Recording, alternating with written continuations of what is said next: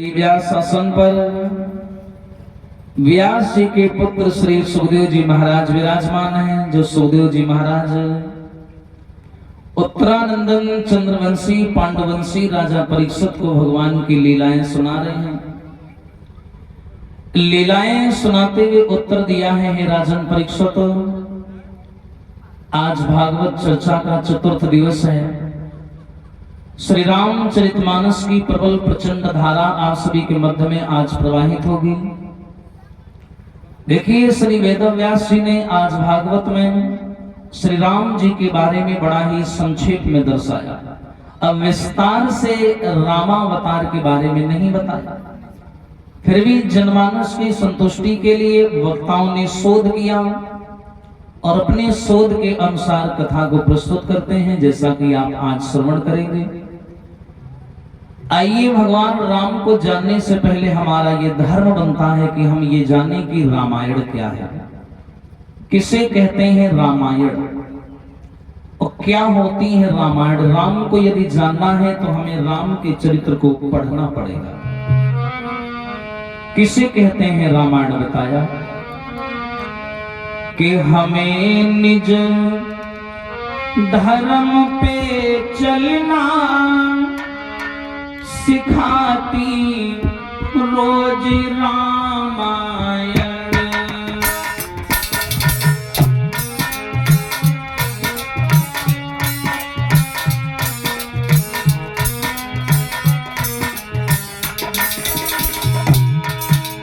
हमें निज धर्म पे चलना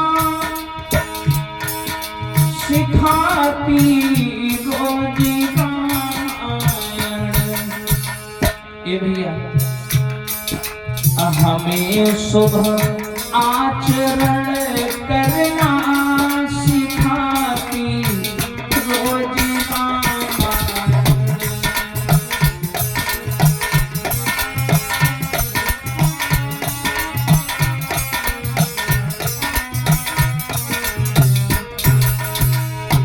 जरा शब्दों को समझिएगा।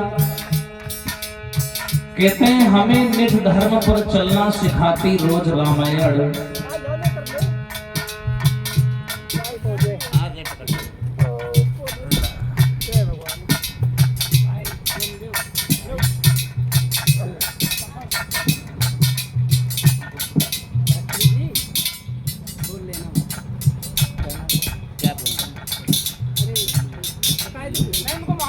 और सम्मानित भैया श्रीमान जी बल्लू यादव जी, आप निवासी ग्राम माखनपुर से हैं, याकूपुर के पास। और सम्मानित भाई हमारा प्रीत है, आपके यहाँ हमारी 5 मार्च से भागवत प्रारंभ होगी और कुछ माताएं भी साथ में आई हैं। मैं हृदय से धन्यवाद करता हूँ। आइए ध्यान देना। जिन्हें संसार सागर से मोरी उतर के पार जाना है, जिन्हें संसार सागर से उतर कर पार जाना है, उन्हें भव के किनारे पर लगाती रोज रामायण।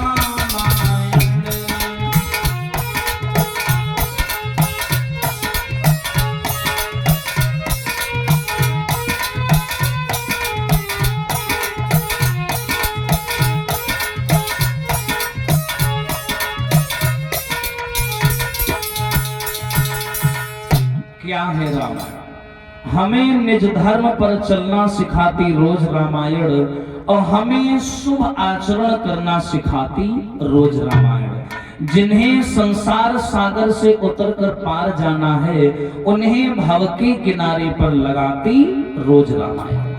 ये रामायण है। देखिए, रामायण में और भागवत में और राम में और कृष्ण में अंतर करने वाला कोई नहीं है, लेकिन इनकी लीलाओं में भेद है।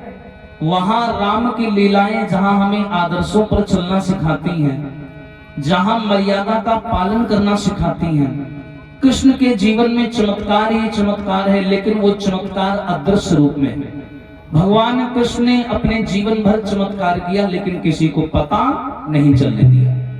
वही राम ने अपने पूरे जीवन मर्यादा का पालन किया, आदर्शों पर चले। तो राम की लीलाएं हमें आदर्शों पर चलना सिखाती हैं और कृष्ण की लीलाएं हमें आनंद और मोक्ष की प्राप्ति करवाती हैं। ये भागवत आनंद का प्रतीक है, मोक्ष का प्रतीक है। आज देखिए श्री रामचरितमानस की पावन चर्चा होगी, बड़ा आनंद आएगा, सभी भक्त सुनेंगे। ये रामायण क्या है मैंने आपको बताया।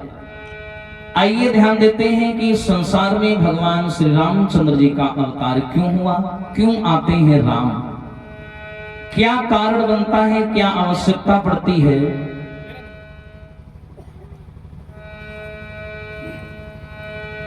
और ये सम्मानीय छोटे भाई अंकित यादव सम्मान के तौर गले में हार भेंट कर रहे हैं, आचार्य जी का भी सम्मान कर रहे हैं, आशीर्वाद की कामना। यही कारण है। कारण क्या है जिसकी वजह से भगवान को संसार में आना पड़ता है, क्यों आते हैं भगवान, क्या आवश्यकता पड़ती है भगवान को, जो मृत्यु लोक में भगवान को आना पड़ता है। तो ये प्रमाण मिला कि कैलाश पर्वत पर भोले बाबा मैया सती को राम कथा सुनाते हैं और कहते हैं कि क्यों आते हैं राम। तो बोले राम जन्म के और हेतु अनेका और परम विचित्र एक ते एका। यानी भगवान राम के संसार में आने के विद्वानों ने कई कारण बताए, एक दो नहीं, राम जन्म के हेतु अनेका, हेतु माने कारण, परम विचित्र एक ते एका। और इनमें से पहला कारण कौन सा है, ध्यान देना, इनमें से पहला कारण कौन सा है जिसकी वजह से भगवान आते हैं, ध्यान देना। बोले जब जब होए धर्म की हानि,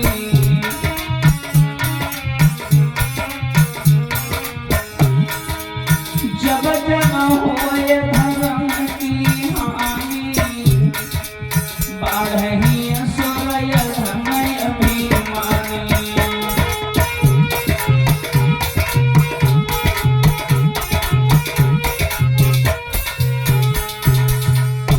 पहला कारण यही है समाज के लोगों कि जब जब होए धर्म की हानि और बाढ़ई असुर अधम अभिमानी।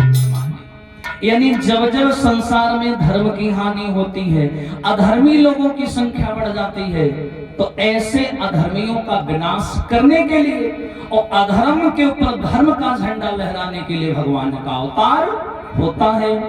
श्रीमद् भागवत गीता में भी लिखा है, यदा यदा ही धर्मस्य ग्लानिर्भवति भारत। यानी जब जब संसार में धर्म गिरता है, अधर्म बढ़ता है, तो भगवान आते कैसे हैं।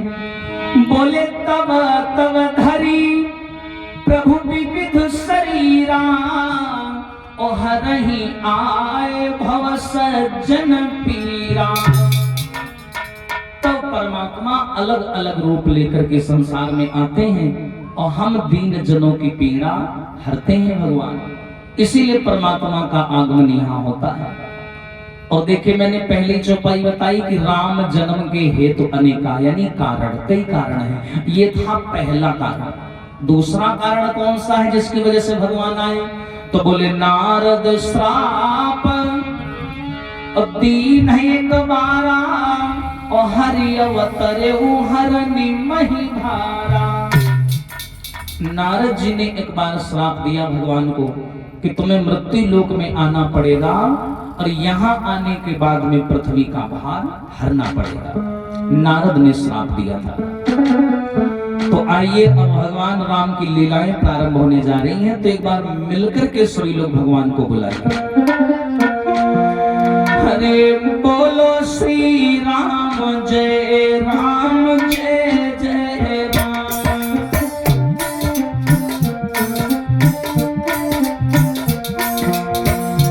ये राम चर्चा है, समाज में आपको आगे बढ़ाएगी, आदर्शों पर चलना सिखाएगी, मर्यादा लाएगी तुम्हारे जीवन में। ध्यान से सुनना। बोलो श्री राम जय जय राम।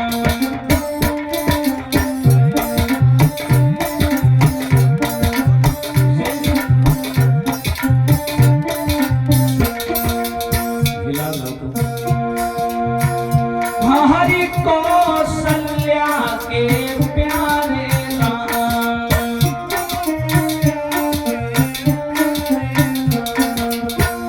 हरि कौशल्या के प्यारे राम,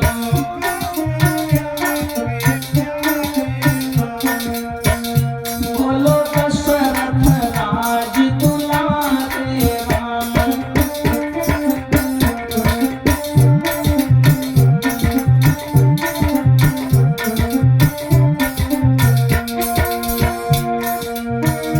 बोलो श्री राम जय राम,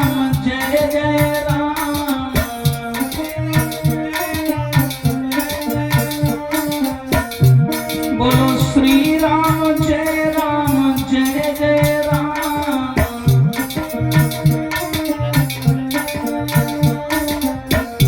बोलो श्री राम जय राम।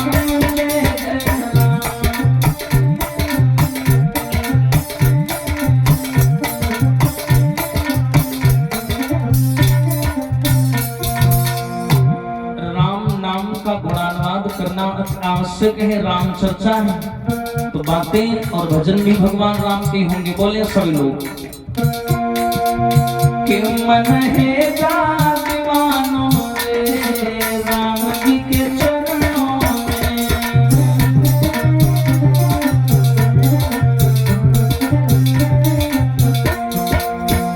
वे तो लेंगे खबरियां रे पाँव दिन पलवर में।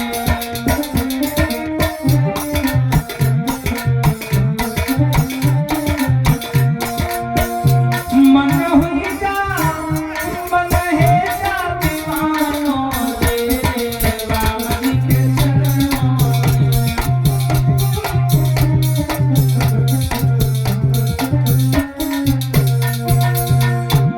चले खबरियां रे पाँव दिन पलवर में।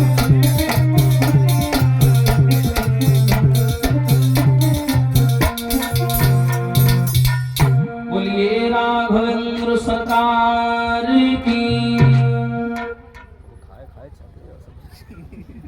और भगवान श्री रामचंद्र जी के बारे में प्रमाण ये मिला है। दूसरा कारण था कि इन्हीं भगवान नारायण के तो परम भक्त हुए हैं जिनका नाम है देवर्षि नारद। देखिए नारद जी के बारे में विद्वानों ने कई बातें बताई, चंचलता भी है और नारद जी को श्राप भी लगा है कि ये कभी एक स्थान पर ज्यादा देर ठहरते नहीं थे। यहाँ की सूचना वहां देना, वहां की सूचना यहाँ देना और नई नई खबरें ढूंढना।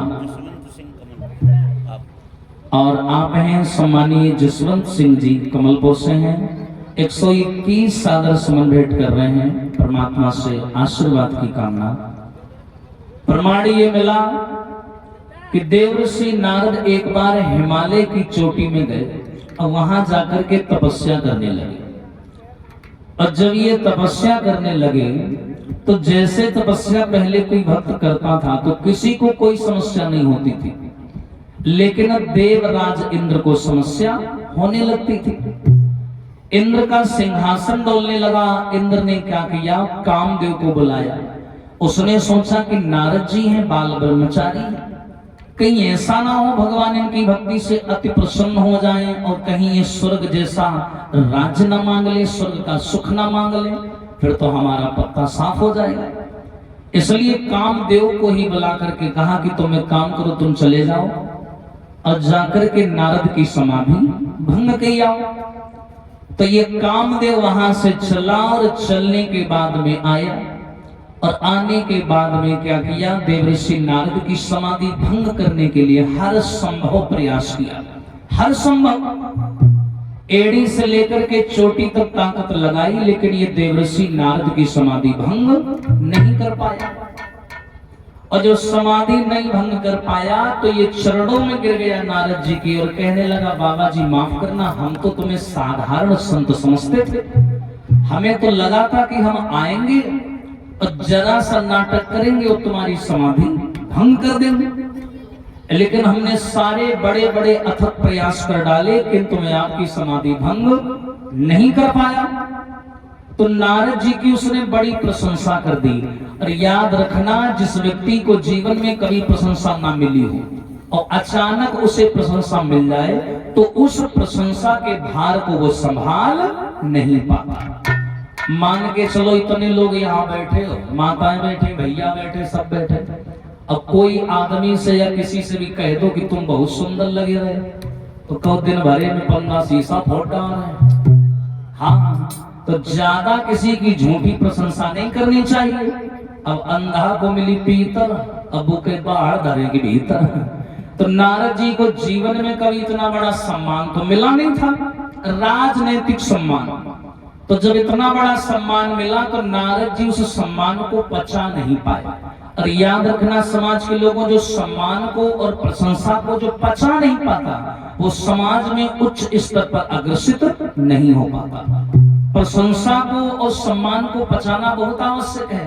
अगर प्रशंसा और सम्मान मिलने के बाद अगर अभिमान आ गया तो वो आदमी बहुत जल्द निस्तो नाबूद हो जाता, कुछ नहीं कर पाता।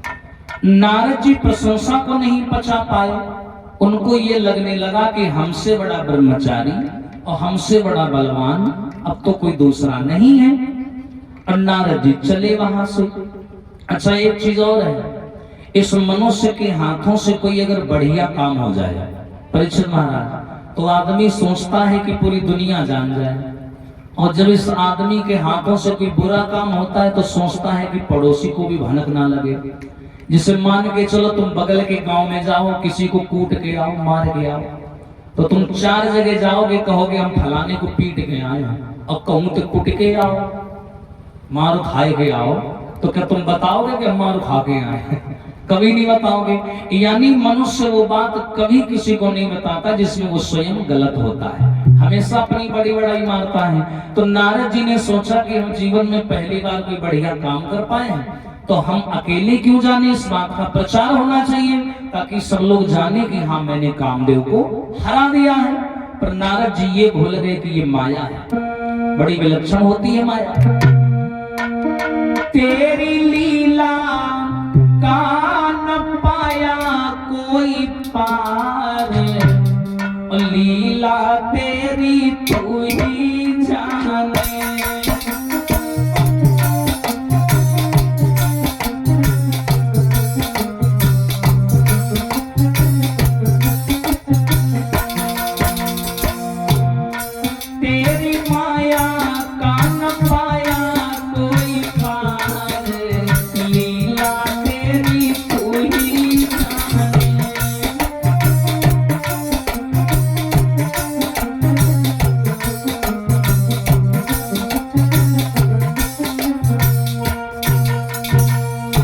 देवर्षि नारद भगवान की माया नहीं जान पाए और चले तो रास्ते में नारद जी को कैलाश पर्वत मिल गया। अब नारद जी को जो भी रास्ता में मिलता है नारद जी उससे कहते हैं कि मैंने कामदेव को जीत लिया, कामदेव को जीत लिया, मैं बाल ब्रह्मचारी हूँ, मुझसे बड़ा कोई नहीं है। मैं घमंड का सूत्र है। मैं जब मनुष्य के अंदर आ जाता है तो परमात्मा की कृपा उस पर नहीं रहती, सामाजिक समस्याएं उसके जीवन से जुड़ जाती हैं, इसलिए मैं से बचना चाहिए। नारद जी चले तो रास्ते में कैलाश पर्वत मिला। तो नारद जी ने विचार किया कि भोले बाबा हमें हमेशा छोटा समझते हैं, एक काम करते हैं, सबसे पहले इनको ही हम जाके बताएं कि हमने कामदेव को जीत लिया।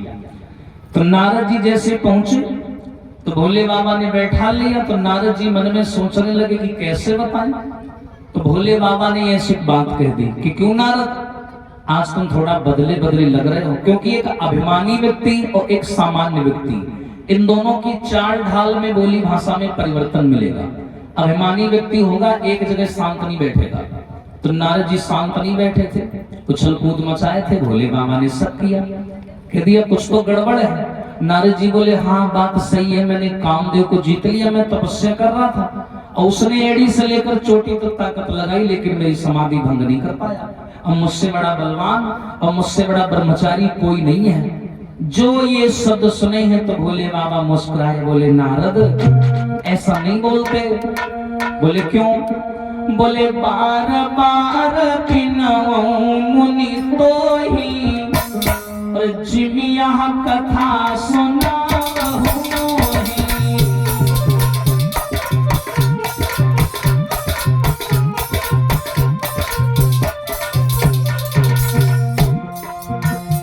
नारद अपने मुँह तुम आपन बरनी और पार अनेक भांति बहु करनी। अपने मुंह से व्यक्ति को कभी अपनी प्रशंसा नहीं करनी चाहिए, तो यही काम तुम कर रहे हो। ये जो घमंड भरी बात तुम हमें बता रहे हो कि मैं ब्रह्मचारी हूँ। और एक बात और ध्यान रखना समाज के लोगों, अगर कोई व्यक्ति कहता है कि मैं ब्रह्मचारी हूँ, एक बात और है, मैं सुंदर हूँ, ये स्वाभिमान है, लेकिन मैं ही सुंदर हूँ ये अभिमान है, इससे बचा जाए। अगर कोई कहता है कि मैं अच्छा हूँ तो ये स्वाभिमान है, खुद को अच्छा कहने का अधिकार है। लेकिन कोई कहे कि मैं ही अच्छा हूँ और कोई है ही नहीं, तो ये अभिमान है। नारद कहते मैं ही ब्रह्मचारी हूँ और माया का पति केवल एक है, वो है विष्णु भगवान। और तुम किसी से उसकी पत्नी के पति बनोगे तो बुरा तो लगेगा ना। माया का पति केवल एक है, ब्रह्मचारी बनना यानी माया के पति को चुनौती देना है, तो मुश्किल पड़ जाएगा भैया। बार बार बिना मुनि को ही जिमिया कथा सुना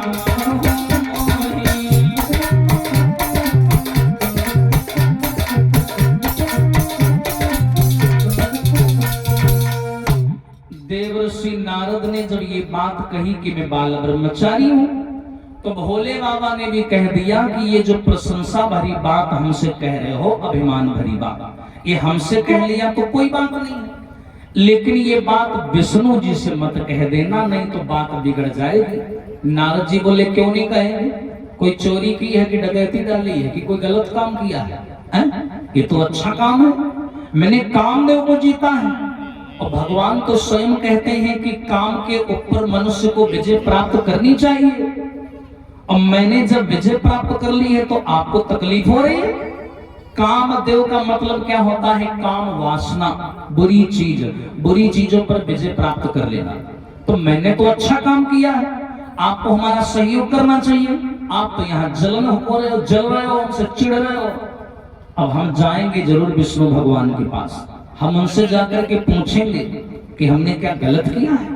अब नारद जी नहीं माने और उठाई बीड़ा और विष्णु भगवान के पास यानी वैकुंठ की ओर चल रहे। कैसे चले हैं नारद बताया? हाथ में बीड़ा लिए और जा रहे हैं मिलने के लिए, किससे? विष्णु भगवान के पास में।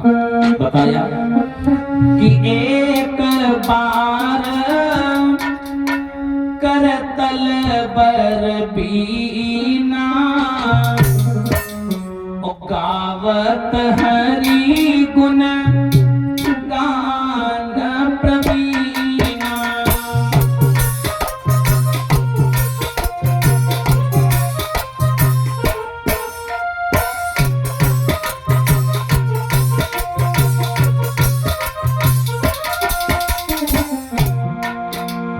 हाथ में वीणा उठाई, नारायण नारायण करते हुए विष्णु भगवान के पास आए। विष्णु जी ने देखा भाई हमारा चेला आया है, हमारा भक्त आया है, लक्ष्मी जी आसन डालो, बैठाओ, नारद जी आए। जब विष्णु भगवान ने नारद का सम्मान किया तो नारद जी के मुंह से निकला, प्रभु आप बहुत अच्छे आदमी हो। विष्णु जी बोले क्यों, और लोग क्या बुरे हैं? नहीं, भोले बाबा हैं, कभी कभी गलत बात बोल जाते हैं तो दिल में लग जाती है। क्यों, ऐसा क्या हो गया? कुछ नहीं प्रभु, वो मैंने कामदेव को जीता था। अब नारद अपने मुंह पूरी बात बताने लगे। हरसी मिले उठी रमानी के बैठे आसन ऋषि समेता।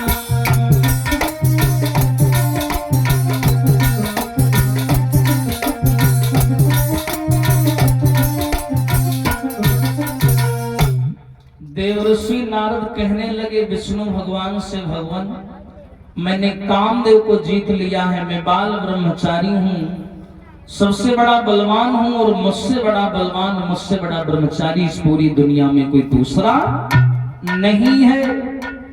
जो ये शब्द सुने हैं तो भगवान विष्णु को बड़ा बुरा लगा कि माया का पति तो मैं हूं, यहाँ नारद जी माया का पति बनना चाहते हैं, ऐसा कैसे हो सकता है?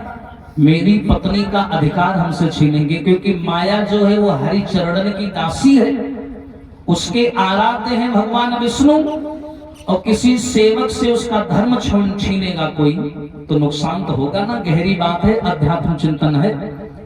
देवर्षि नारद वहां से इतनी बात बोल के चल दिए, किंतु भगवान विष्णु ने अपने हृदय में विचार बना लिया कि हम तुम्हारा अभिमान अवश्य मिटाएंगे। ये जो गर्व है ना तुम्हें, ये गर्व हम मिटाएंगे, अवश्य मिटाएंगे। क्यों भैया?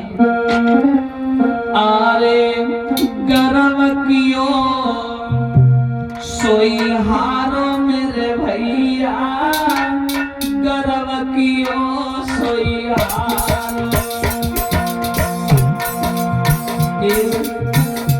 अरे गर्व कियो सोई हारो मेरे भैया, गर्व कियो सोई हारो।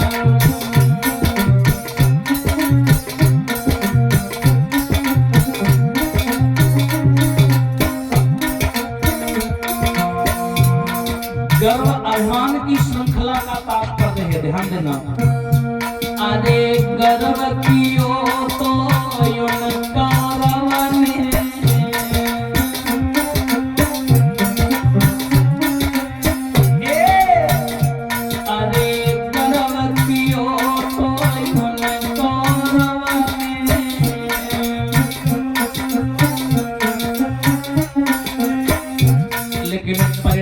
क्या मिला?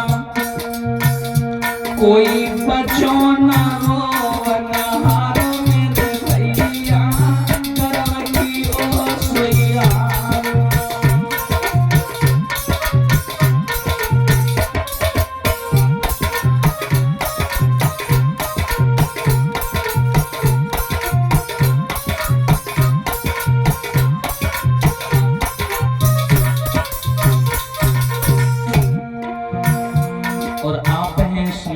श्रीमान विकास यादव जी, पुत्र श्री हरिराम यादव जी, ग्राम कमलपुर नगरिया से हैं। 101 सादर सुमन भेंट कर रहे हैं, आशीर्वाद की कामना। इसलिए अभिमान कभी ना करें। एक दिन रावण ने 10 दिशा जीत ली, एक दिन 10 शीश पड़े रहे वन में, एक दिन श्याम सुंदर एक दिन कंस को पछाड़ी दक्षिण में।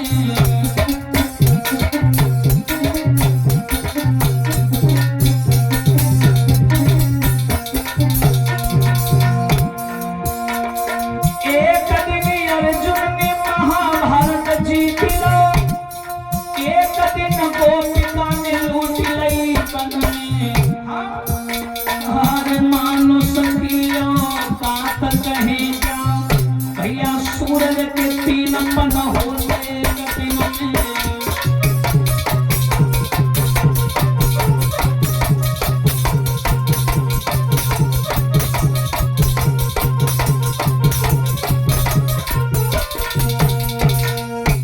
देवर्षि नारद उस रहस्य को नहीं जान पाए और भगवान विष्णु से मिलकर के घर की ओर लौटने लगे। तो भगवान विष्णु ने क्या किया? रास्ते में ही नारद जी का अभिमान मिटाने के लिए माया रूपी जाल बिछा दिया भगवान ने। 400 कोस यानी 100 योजन का एक नगर बसाया भगवान ने, और उस नगर में तेहीपुर बसई शील निधि राजा, और अगणित हय गय सेन समाजा। एक शील निधि नाम के राजा भी बनाए भगवान ने, और उसी नगर में उसी शील निधि राजा की एक सुंदर सी कन्या बनाई। कौन? नाम है विश्व मोहिनी। विश्व मोहिनी तास कुमारी, श्री विमोह जस तस मन हारी। अब देखिए उसका नाम से उसका अर्थ समझिए, विश्व मोहिनी, जो पूरे विश्व को मोहित कर ले, पूरे विश्व को। जानबूझ करके भगवान ने उसे इतना सुंदर बनाया ताकि नारद बाबा जैसे देखें तो देखते ही देखते नारद का चित्त भंग हो जाए। चित्त की परिभाषा क्या है? मन, बुद्धि, ध्यान, विवेक। जिस मनुष्य के ये चारों नष्ट हो जाएंगे तो मनुष्य नहीं, वो तो मुर्दा हो गया। यानी नारद को मुर्दा बनाने हैं, तो यानी वो अध्यात्म चिंतन छीनने के लिए भगवान ने इतना सुंदर बना दिया ताकि देखते ही देखते एक पल भी ना लगे, एक सेकंड का भी टाइम ना लगे और नारद ढेर हो जाए। इतनी सुंदर बनाई विश्व मोहिनी नाम की कन्या। और कितनी सुंदर है वो कन्या, बताया जिस चंद्रवती की चंद्र छटा चांद को चकित कर जाती है, मानो मणि वाले पर्वत पे नागिनियां चोल मचाती है।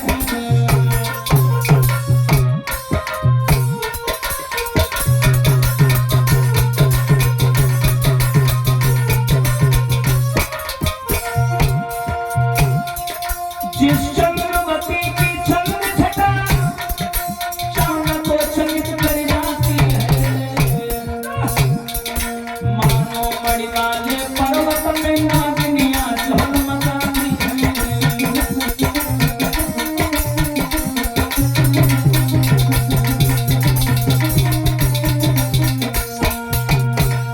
कवि ने कितनी सुंदर कल्पना की है राधे श्याम वाक्य डाल करके। जिस चंद्रवती की चंद्र छटा यानी आभा यानी सुंदरता यानी आकर्षण जिसका इतना प्रबल है कि उसे देखते ही देखते सामने वाला मिट्टी में मिल जाता है, झुक जाता। अब नारद जी चले, रास्ते से होकर के जा रहे हैं, उस कन्या का स्वयंवर चल रहा था। स्वयंवर की तैयारियां हो रही थी, ढोल नगाड़े बज रहे थे। अब इधर से नारद जी उठाए वीणा, नारायण नारायण कहते हुए चले। अब जैसे ही वो नगर देखा तो नारद जी चिंता में पड़ गए कि जब मैं वापस आ रहा था तब तो ये नहीं मिला, अब जब जा रहा हूं तो ये नगर कहां से आ गया। अचानक नारद जी के सर पे बैठा है घमंड, इसलिए नारायण की लीला के रहस्य को जान नहीं पाया। जब ये और अंदर गए हैं तो शील निधि नाम के राजा ने देखा, इनका हाथ पकड़ करके अंदर ले गया और ऊंचे आसन पर बैठाया। आओ बैठो भगवान, आप देवर्षि नारद है ना? आप वही तो है नारद जिसने कामदेव को जीता है?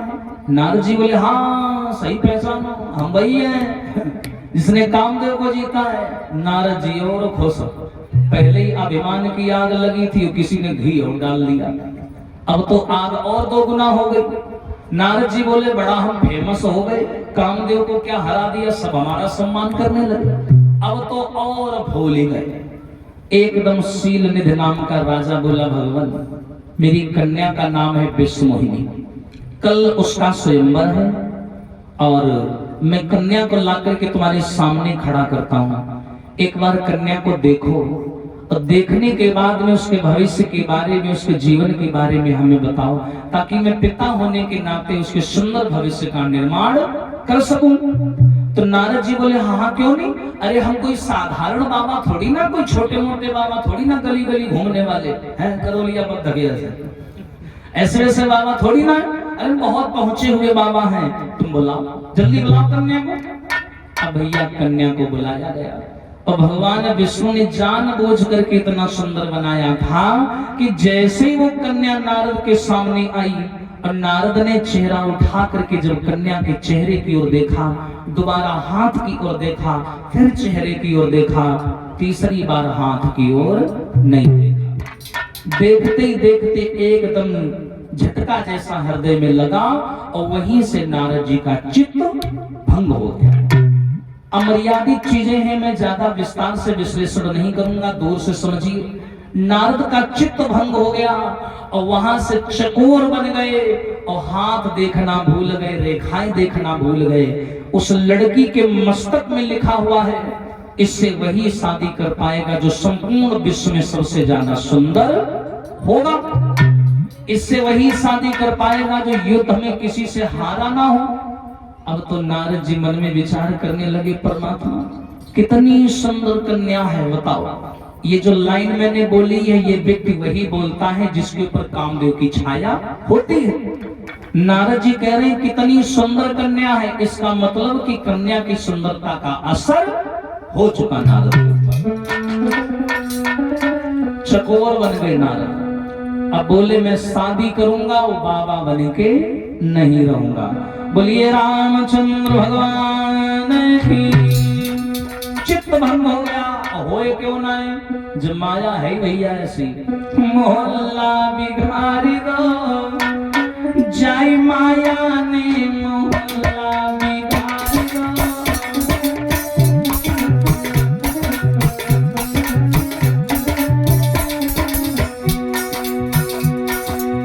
जाय माया ने की, जाय माया ने।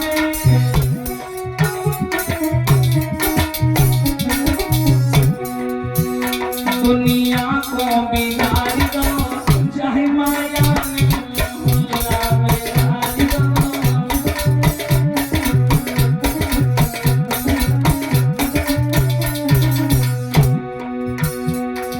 ब्रह्मा को लूट लो, विष्णु को लूट लो।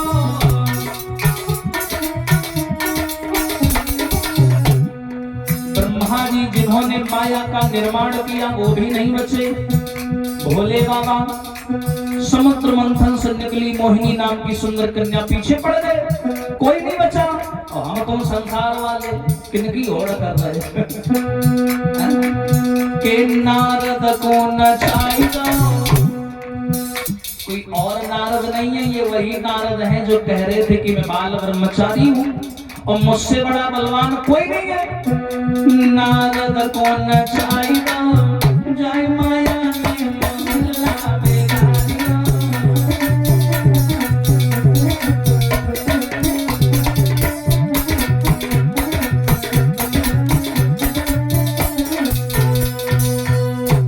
देवर्षि नारद वहां से चले, अपने घर लौट करके जाने लगे तो शील निधि नाम के राजा ने कहा भगवान कहाँ जा रहे हो, तुम तो भविष्य बताए बिना जा रहे हो।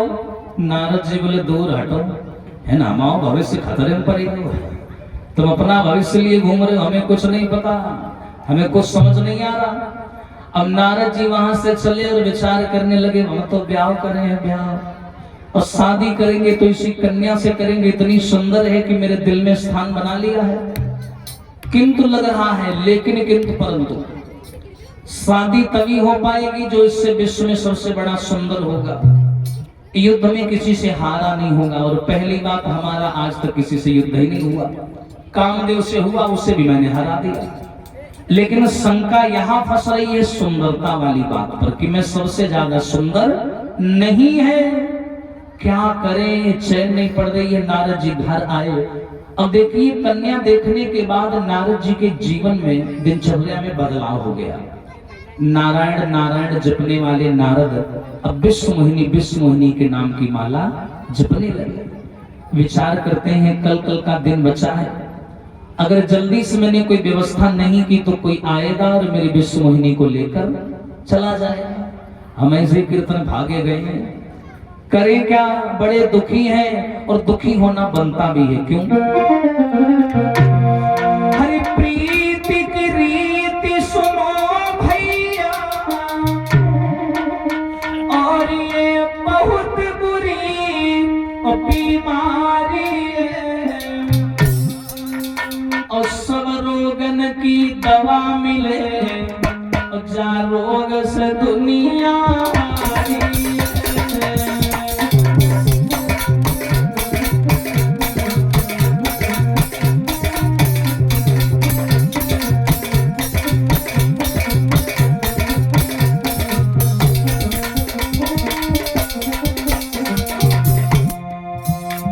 यहाँ नारी के आकर्षण की रोशनी में नारद जी स्वयं को बचा नहीं पाए।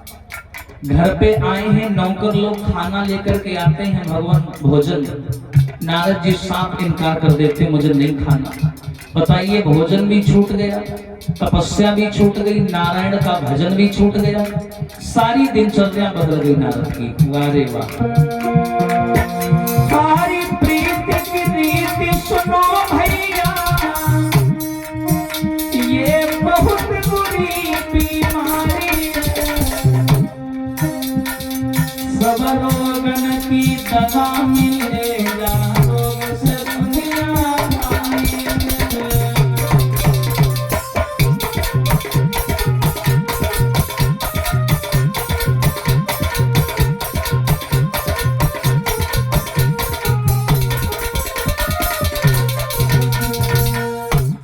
एक दिन का समय बचा है। नारद जी बड़े व्याकुल हैं, रुपया चढ़ा भगवानों का धगिया है। देवर श्री नारद चले आए, विचार करते हैं कन्या बड़ी सुंदर है और हम विवाह करेंगे तो इससे ही करेंगे, लेकिन करें क्या, एक दिन का समय बचा है। अब नारद जी की व्याकुलता इतनी बढ़ गई कि मजबूरी में आ गए नारद। अब कोई नहीं सहायक है, और जब नारद ने यह जान लिया तो लाचारी और मजबूरी में श्री विष्णु जी का ध्यान किया। जब जान गए अब कोई मदद करने वाला नहीं है तो विष्णु भगवान का ध्यान किया। अब ध्यान से सुनना, विष्णु भगवान सामने प्रकट हो गए और जब विष्णु जी ने नारद की हालत देखी तो पीछे को मुंह करके हंसन लगे भगवान। अच्छा, भगवान हंसे क्यों? हंसे इसलिए क्योंकि ये जाल भगवान ने ही तो बिछाया था। भगवान जे सोच के हंसन लगे कि जो हमने जाल बिछाओ तो उसमें मछली इतनी बुरी तरीका से फंसी है, फड़फड़ा रही है, निकल नहीं पा रही है। नारद की बात याद करके हंसे तो एकदम हंसी रोकी और भगवान बोले क्यों नारद, कैसे याद किया? नारद जी बोले प्रभु बहुत बुरी दशा है। बोले क्यों? बोले सो लड़ुआ खाओ न लीलत बनो न गलत बनो। बोले क्यों, क्या बात हो गई? बोले प्रभु हमें शर्म लग रही है बताने में। ना, बेहिचक होकर के बताओ क्या बात है। अच्छा, नारद शर्मा क्यों रहे हैं? नारद ये सोच रहे हैं कि कल हम इन्हीं भगवान से मिले थे और कल हमने कहा था कि हम बाल ब्रह्मचारी हैं और आज हम शादी की बात कहेंगे तो भगवान भी हंसी करेंगे, तो इसलिए शर्मा रहे थे कहने में। भगवान बोले शर्माओ नहीं, बताओ। अच्छा, भगवान इससे क्या छुपा? तन की जाने मन की जाने, जाने चुटकी चोरी, और परमेश्वर से कहा छिपो जाके हाथ जगत की डोरी। भगवान बोले बताओ। नारद जी बोले तुम कुछ कहे हो तो नहीं? बोले ना, बताओ। नारद जी बोले हैं हम ब्याह करें, ब्याह। इधर आओ, थोड़ा नजदीक आओ। नहीं प्रभु देखो बात को घसीटना मत रबड़ की तरह, अब तुम सीधे मुद्दे की बात करो। हमने कन्या भी पसंद कर ली है, नाम है विश्वमोहिनी, और हम शादी करना चाहते हैं उससे। शादी? और तुम तो कल कह रहे थे कि हम बाल ब्रह्मचारी हैं, हमने कामदेव को जीत लिया है। हाँ कल कह रहे थे और कल आज में फर्क नहीं हुआ। हाँ बात ऐसी है प्रभु, एक कन्या थी, जब से हमने बाय देखो हमारे नेटवर्क नहीं काम करते है, हम शादी करें हमारी बुद्धि नहीं काम कर रही। अब जो कुछ बहुत माफ करो, मेरा ब्याह करवाए दे। तो विष्णु भगवान बोले हम ब्याह करवा दे, कोई पंडित है क्या मंत्र पढ़े चल के? नहीं, बात वो नहीं है, बात ये है कि प्रभु एक मदद कर दो हमारी। क्या? उस कन्या से वही शादी कर पाएगा जो सुंदर होगा। मैं सुंदर नहीं हूं, इसलिए काम करो। बोले क्या काम करें? तो नारद जी अपनी पूरी बात बताते हैं। क्या बोले हैं नारद? अब यहाँ पर नारद जी के वाक्यों को समझना आप लोग। नारद जी क्या कह रहे हैं? ए भगवान, जे ही विधि हो ही नाथ ही तमोरा,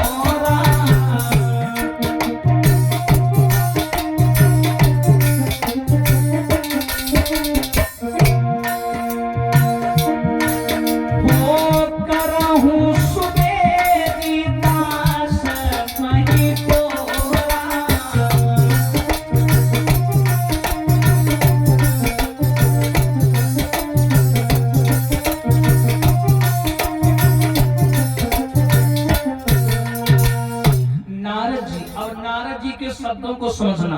नारद जी कहते हैं जे ही विधि, विधि यानी तरीका, प्रकार। जे ही विधि होई नाथ हित मोरा, यानी जिस तरीके से मेरा भला हो। करहु सुबेग, सुबेग माने जल्दी, करहु सुबेग दास महितोरा, जिस काम को करने से आपके दास का भला हो जाए वो काम जल्दी कर दो, क्योंकि मैं आपका दास हूं।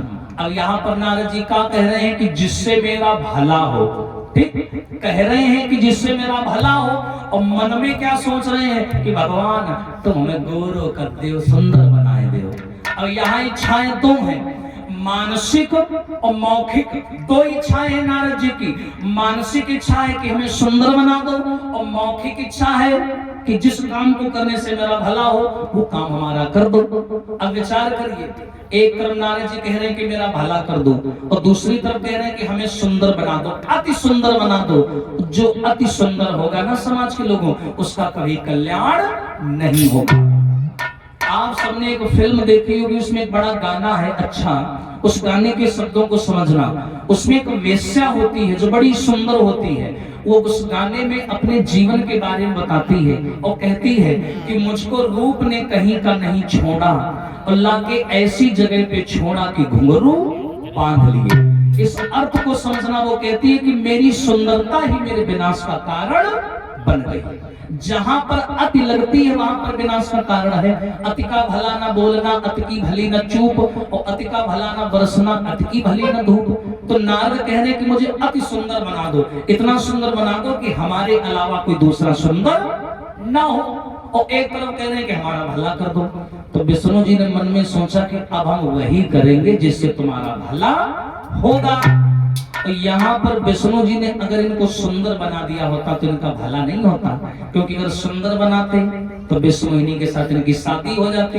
अगर शादी हो जाती तो नारद भगवान का नाम भी भूल जाते, और नारायण नारायण का गान भी भूल जाते, और इनका सारा ब्रह्मचर्य भंग हो जाता। इसीलिए भगवान ने इनको सुंदर नहीं बनाया। लेकिन नारद ने कहा, प्रभु अगर सुंदर ना बनाओ तो एक काम करो, अपना हरि रूप हमें दे दो, यानी अपना चेहरा हमें दे दो। अच्छा, ऐसा कहीं दूल्हा देखा है जो शादी करने जाए और कहे कि भैया तुम बहुत नीके लग रहे हो, तुम अपना मुंह दे दो किराए पे? देखा है ऐसा? हाँ, तुम अपना मुंह दे दो किराए पे, आज हम जा रहे हैं शादी करके आएंगे, परसों लौट आए। और नारद जी का भी यही हाल है। नारद जी कह रहे हैं कि आप हमें अपना हरि रूप दे दो। हरि, और संस्कृत में व्याकरण की दृष्टि से हरि का एक और अर्थ होता है, क्या? वानर। आप लोगों की भाषा में बंदर। हाँ, बंदर। तो विष्णु भगवान से नारद ने कहा कि हमें सुंदर बना दो, और भगवान ने क्या किया, इनको बंदर बना दिया। बंदर। अच्छा, बंदर कैसे बनाओ? मुंह लगा दिया बंदर का और बाकी शरीर मनुष्यों का, लेकिन शरीर गोरा कर दिया। तो नारद जी जैसे हाथ देखे बोले, हैं कितने गोरे हैं, जो नहीं मालूम मुंह बंदर को लगो। अच्छा, उस जमाने में शीशा भी नहीं थे, जो बेचारे नारद जी अपना चौड़ा हो जैसे मुंह देख लेते कि हम कैसे लग रहे कैसे नहीं लग रहे।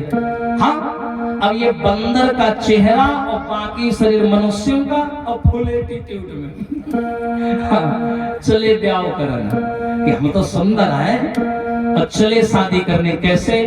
नारद ने नहीं देर लगाई,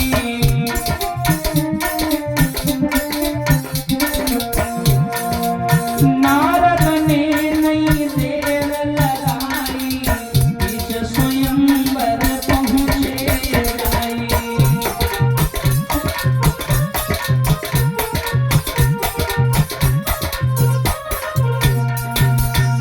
अब नारद जी बोले, हमारी टक्कर में कोई दूसरा सुंदर थोड़ी ना है, हम ही हैं जो हैं, हम सुंदर हैं। अब कुर्ता फटकारते हुए चले। अब भोले बाबा ने दो गढ़ अपने लगा दिए इनके पीछे, देखे रहियो घमंडी आदमी को गिर जाए तो संभाल लियो। हाँ, तो दोनों गढ़ भोले बाबा के नारद के पीछे पीछे चले। तो दोनों गढ़ क्या करते हैं, बीच बीच में नारद को देख देख करके हंसते हैं। तो नारद जी बोले, करे हंस का दो। तो दोनों गढ़ बोले, बाबा जी तुम इतने सुंदर लग रहे, भगवान करेगा कि नजर न लग जाए। अब नारद जी की और वो देख रहा, अब और खुश हो गए। नारद बोले, वाह, अब तो सब हमारी बड़ाई कर रहे हैं। लेकिन प्यारे, प्रशंसा विनाश का कारण होती है। प्रशंसा करने वाला हमेशा घातक होता है। मुंह पर तुम्हारी बुराई बता दे उस आदमी को घर बिठा के भोजन करा देना, लेकिन बात बात पे जो तुम्हारी बड़ाई करे उससे सावधान रहना। हाँ, अब देवर्षि नारद वहां से चले, स्वयंवर में आए। जैसे स्वयंवर में आए तो वहां पे सारी तैयारियां चल रही थी। भगवान विष्णु गुप्त भेष बना करके पूरी व्यवस्था का निरीक्षण कर रहे थे। तो एक नौकर ने कहा भगवान विष्णु से, प्रभु स्वयंवर शुरू किया जाए।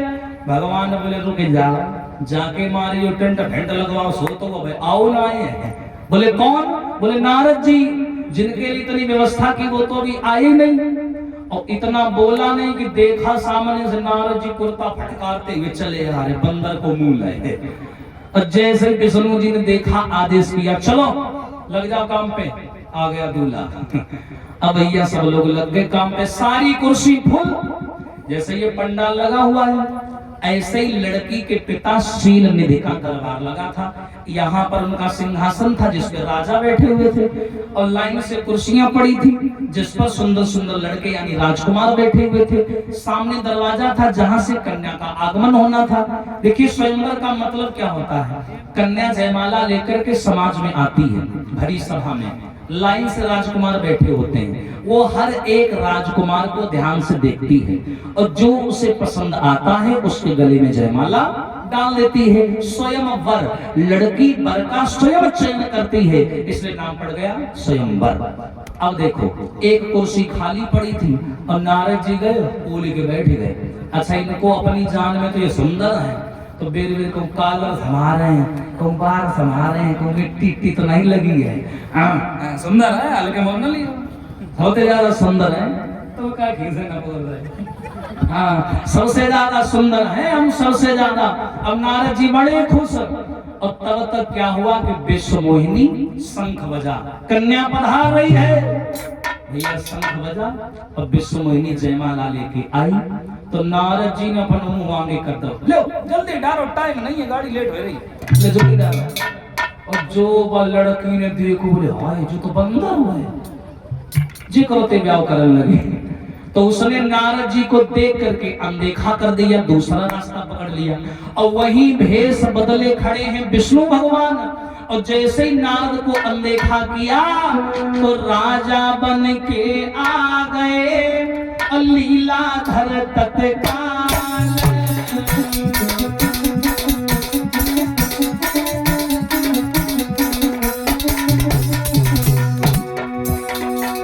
भगवान विष्णु सुंदर से राजा बनकर के बीच सभा में घुस गए। अरे राजा बनकर आ गए लीलाधर तत्काल। विश्व मोहिनी ने तभी दई जयमाला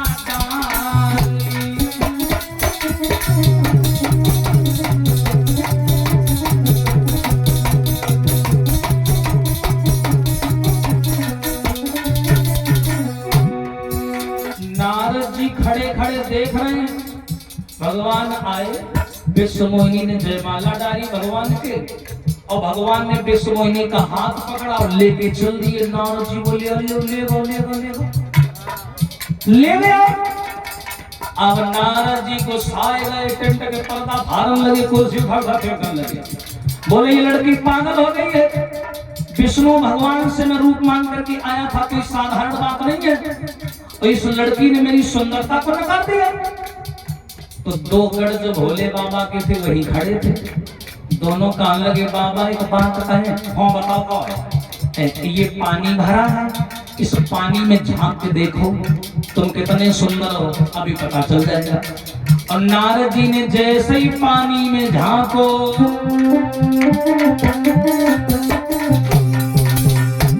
और जैसे ही पानी में झांका तो नारद का बोले, नारद मन ही मन में कहे मेरे संग धोखा हुआ। नारद मन ही मन में कहे मेरे संग धोखा हुआ।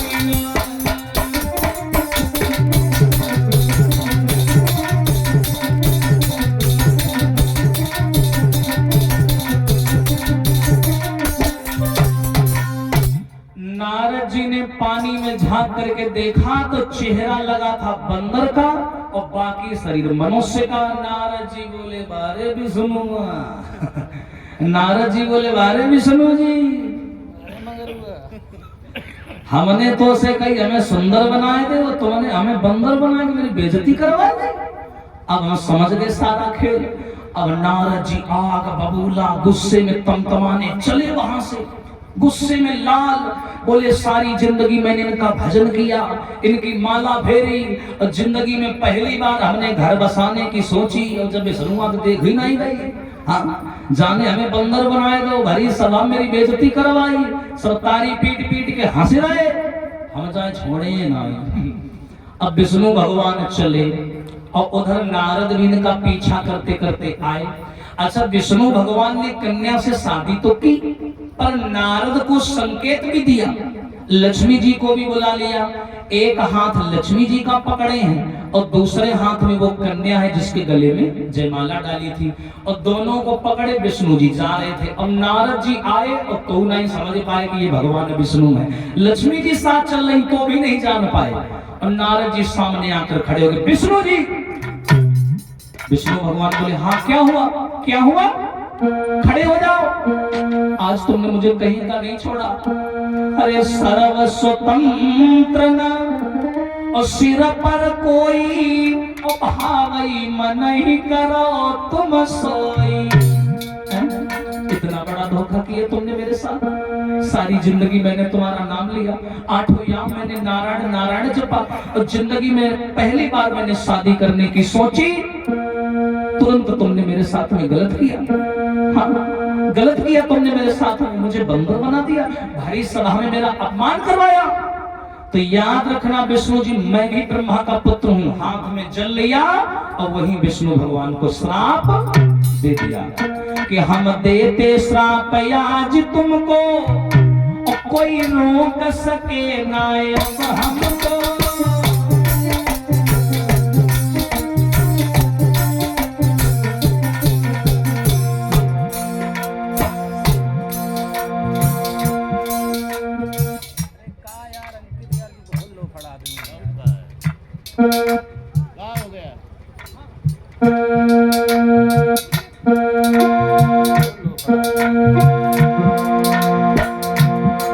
हम देते श्राप आज तुमको, कोई रोक सके ना अब हमको।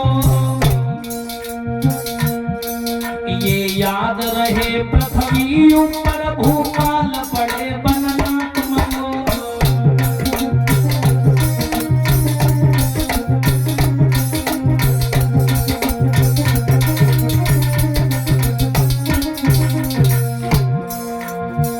विष्णु जी, अपमान क्या होता है, सम्मान क्या होता है, दुख क्या होता है, सुख क्या होता है, अभी तुम नहीं जानोगे। क्यों?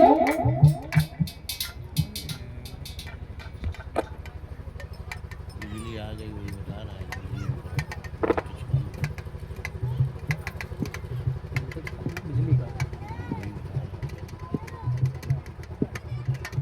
बिजली में वोल्टेज कम है,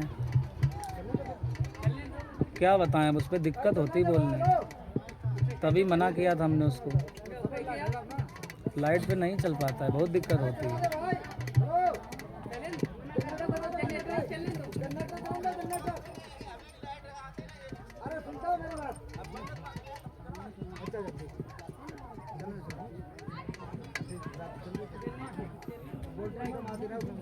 वोल्टेज आ रहा है।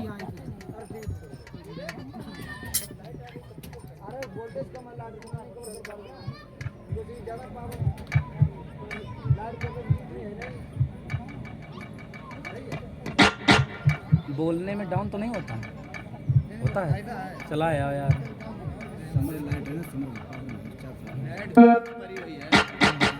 बताएं, ऐसे आता है लेकिन बोलते हैं दबता है, साथ दिक्कत है यार, समझो करो, इसीलिए कह रहे हैं, हम नहीं मना करो तो।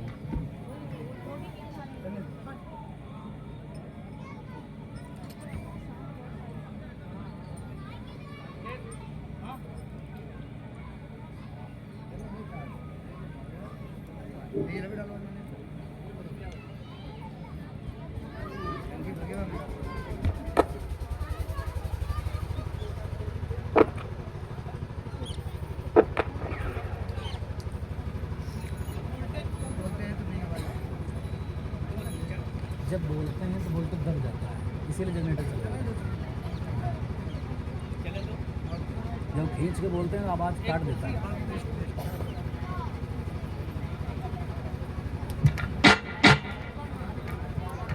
चलें बोले भाई।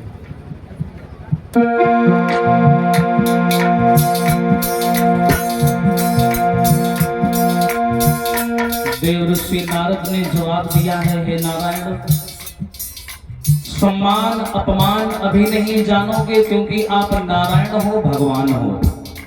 लेकिन जब संसार में जन्म लेकर के आओगे और जब समाज के पल्ले पड़ोगे तब जानोगे कि अपमान सम्मान कैसा होता है।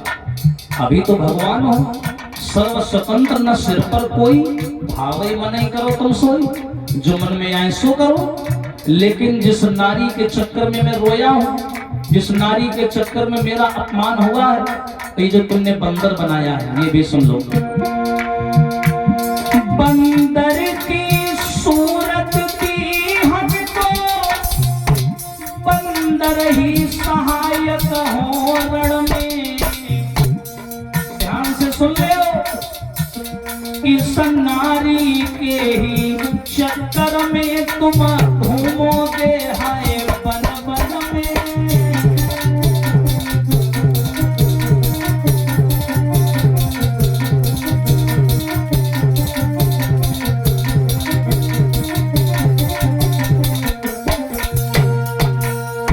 देवर्षि नारद बोले हैं, सुन लीजिए विष्णु भगवान, जिस नारी के चक्कर में मैं रोया हूं, जिस नारी के चक्कर में संपूर्ण संसार में बदनाम हुआ हूं, ये संसार वाले पहले मुझे देव ऋषि नारद के नाम से जानते थे।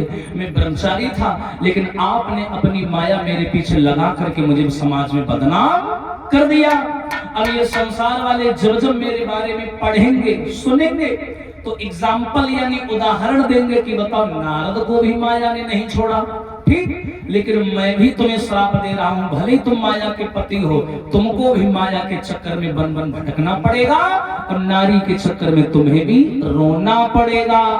ये जो बंदर की सूरत दी है, यही बंदर तुम्हारी मदद करेंगे जब रावण से युद्ध होगा। इन वानरों की मदद के बिना तुम कोई भी युद्ध जीत नहीं पाओगे। जो ये श्राप दिया तो तुरंत भगवान ने क्या किया कि तब हरि माया दूर निवारी और नाय रमा नहीं राजकुमारी। यानी भगवान ने जैसे ही अपनी बनाई हुई माया को खींचा, यानी लक्ष्मी जी खड़ी है और साथ में वो कन्या खड़ी है विष्णुमोहिनी, और जैसे ही भगवान ने अपनी माया को हटाया तब हरि माया दूर निवारी, निवारी यानी हटाया, तो नाय रमा, रमा मतलब लक्ष्मी मैया, और नहीं राजकुमारी, तो ना तो वहां पर रमा बची और ना तो राजकुमारी, सब गायब हो गया।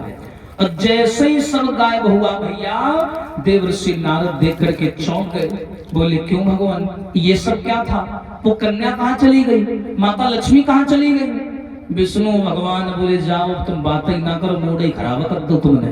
बोले क्यों।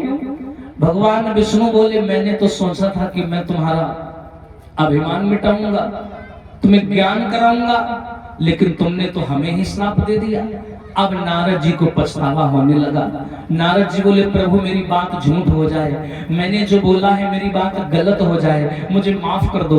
विष्णु भगवान बोले तुम परेशान ना हो, तुमने जो श्राप दिया है मैं सम्मान सहित स्वीकार करता हूँ, और ये श्राप पृथ्वी के लोगों के काम आएगा। नारद जी बोले मैं क्या करूं जो मैंने इतना बड़ा पाप कमा लिया है।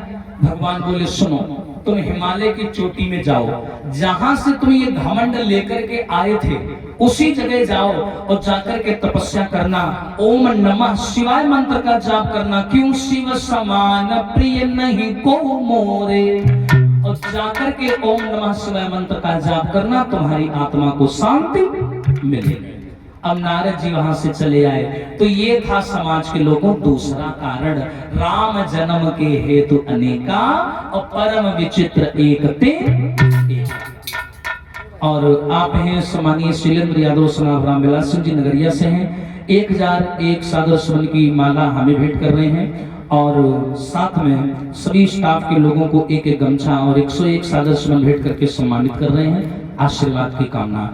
तीसरा कारण कौन सा है, एक बार स्वयंभू मनु और शत्रुपा ने तपस्या की, और भगवान से देखे तपस्या कहाँ की थी, नैमिषारण्य में आकर के, ये जो हमारे यहाँ पड़ता है सीतापुर हरदोई के पास, नैमिषारण्य तीर्थ में आकर तपस्या की और भगवान से वरदान मांगा कि आप ही आकर के हमारे पुत्र बने।